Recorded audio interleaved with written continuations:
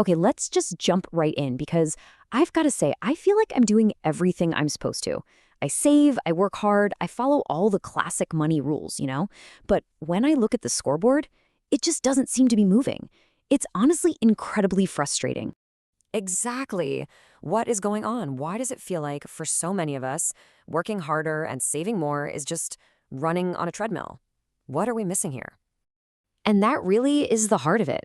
See, you're trying to play the game, but you're using the wrong instruction manual. We're all taught to follow these rules, but money couldn't care less about rules. It operates on a set of unbreakable laws. Think of it like gravity. And once you really understand these laws, the entire game just flips on its head. It stops being about working harder inside the old system and starts being about operating in a completely new one. So let's begin with the first law, which is arguably the most fundamental of them all. This difference is everything. Money, that's about transactions. It's about velocity. It's the cash that's in your hand right now. But wealth is a totally different animal. Wealth is all about patient compounding. It's about making one good decision and then letting your most powerful partner, time, do all the heavy lifting for you. Whoa. Okay, seeing it like this really puts it in perspective. So the person flipping 100 houses, they felt busy, they were making money fast, that's the speed part. But their friend, who just bought a property and held on, ended up with 5 times the net worth. That is just insane. They weren't even playing the same sport. Exactly right. They chose the wealth path, the one that loves time. And once you really get that, the next question you have to ask is, who actually benefits from all that time? And how can you crank up its effect? This leads us straight to the real engine of wealth, understanding power and leverage. In pretty much any financial equation you can think of, the person who provides the capital is the one who sets the terms. They're the one in control of the outcome. We're so often taught to be the person asking for money, for a loan, for a paycheck, but this law says the real power, the real control, lies in being the one who gives it. Wait, hold on a second. 0? Did that say 0? Not a single person on the Forbes 400 list got there from just their salary? That's staggering. So the whole climb the corporate ladder idea it's a complete myth if your goal is massive wealth. It's all about buying and building assets. Precisely. Buyers get to unlock the value that other people have already created. Just think about it for a second. Facebook didn't come up with Instagram, right? They bought it for $1 billion. Today, it's worth over $45 billion. Google bought YouTube. Buyers and builders have this almost unfair advantage because they're the ones wielding the power of capital. And the number one tool they use to amplify that power is leverage. Now, this might be the most powerful and the most misunderstood concept in all of finance. It's not just about getting into debt, it's a multiplier for everything you do, for better or for worse. Okay, now that is an aha moment if I've ever seen one. It's the same house, the same profit, but by using leverage, basically other people's money, you get a 50% return instead of 10. Your own cash is working 5 times harder. That is an unbelievable force multiplier. And look, this isn't some secret trick only a few people use. It is the very foundation of our entire economy.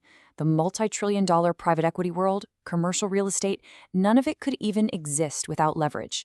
The wealthiest people on the planet use it to buy assets, and sometimes even to slash their taxes. It really, truly is the engine. Okay, so now that we have the engine, time, power, and leverage, we need a strategy for how to actually drive this thing. This is where we dive into how the wealthy manage their money, their cash, and, maybe most importantly, how they think about risk. This brings up a really important distinction that I think a lot of people miss.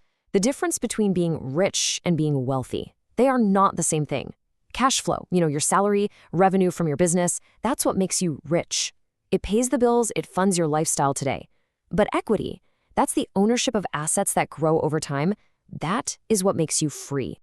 What's so wild about this slide is how perfectly it shows the idea. We all think McDonald's is in the burger business, right? That's their cash flow. But their real wealth, their equity, is in the 45 times $1 billion of real estate they own under those arches. The burgers keep the lights on, the real estate builds the empire. All right, this next law just shatters a huge myth. We're taught that to get a little more reward, you have to take on a little more risk, as if it's a perfectly straight line. But the wealthy, they play a totally different game. They're always looking for what are called asymmetric bets, where the potential upside is just massively, wildly out of proportion to the downside. This is absolutely mind-blowing. So you're telling me a VC firm can be totally wrong most of the time, lose all their money on a few bets, but just one or two massive home runs can pay for all the losers and still deliver incredible returns for the whole fund? The upside isn't just double the risk, it's 100 times the risk.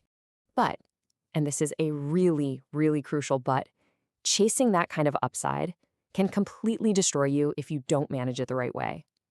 I had a friend who put 15 years of his life savings, over 700 grand, into one single oil and gas deal.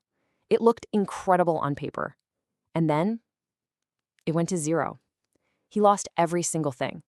Wow, that is a chilling story. So the real point is, his mistake wasn't necessarily picking a bad investment. The mistake was risking his entire empire on a single roll of the dice. It's less about being a perfect genius who picks winners and way more about being a smart risk manager.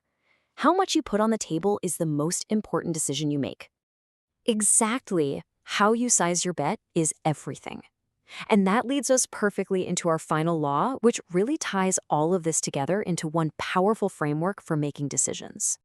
Now, this one's going to sound a bit strange. I mean, Wall Street is constantly screaming, diversify, diversify, diversify. But if you actually look at how the wealthiest people built their fortunes, they did the exact opposite. They concentrated their bets. Why? Because diversification is what you do when you don't understand the risk or when you don't have control. This matrix just makes it so simple. The goal, the place you want to live, is that top left box. That's where you understand the risk and you have control. Think your own business.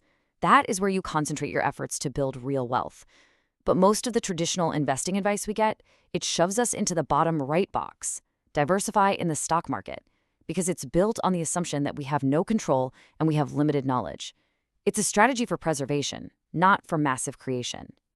This whole thing has been a complete paradigm shift. It's a lot to process, but it all just makes so much sense.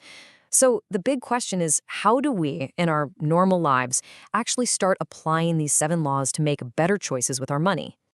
Well, it really just comes down to asking the right questions before you put a single dollar on the line. These 5 questions right here, they're your filter. They force you to think in terms of these laws, not the old rules.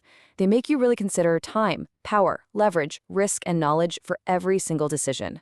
So I guess the final question is really for all of us listening. Are you going to keep playing by the old broken rules, or are you ready to start playing by the real laws of money?